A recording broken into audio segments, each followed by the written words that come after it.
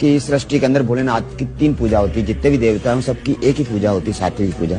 जी गुरुजी। लेकिन भोलेनाथ ऐसे हैं जिनकी 3 पूजा होती है। भोलेनाथ ने सृष्टि को 3 गुणों से रचा। त्रिगुणी सृष्टि है ये, त्रिगुणी माया से सृष्टि रची है। जी 3 गुणों से। 3 गुण कौन से? सतोगुण, रजोगुण, तमोगुण। तो भोलेनाथ एक ऐसे देवता हैं जिनकी 3 पूजा होती है, सात्विक, राजसी और तामसिक। सात्विक पूजा में भोलेनाथ को दूध, दही, घी, शक्कर, फूल पत्ती, बिलपत्र, फल फ्रूट इत्यादि चढ़ते हैं। जी। और रजोगुण पूजा के अंदर भोलेनाथ को भांग, धतूरा, गांजा, सुल्फा, सोना, चांदी, राजाशाही पूजा होती है।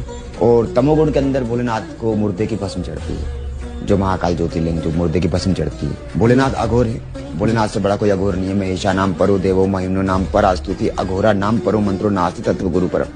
तो भोलेनाथ से परे कोई दूसरा देवता नहीं। तो भोलेनाथ ऐसे देवता जिनकी 3 पूजा होती है, सात्विक, राजसी और तामसिक।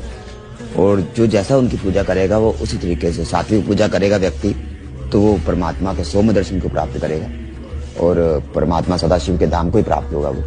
और अगर वो रजोगुण पूजा करता है तो वो राजाशाही पूजा होती है, जिससे वो मनुष्य को धन धान्य से, जमीन से संबंधित कर्म उनके पूर्ण होते हैं। और तमोगुण पूजा के अंदर भोलेनाथ को मुर्दे की भस्म चढ़ती है। तो अगर उसके अंदर वो सम्मिलित होता है, जैसे कि भारत के अंदर कामरू की कामाक्षी, मदुराई की मीनाक्षी, रामेश्वरम की शयन आरती, काशी विश्वनाथ की मंगला आरती और महाकाल की भस्म आरती।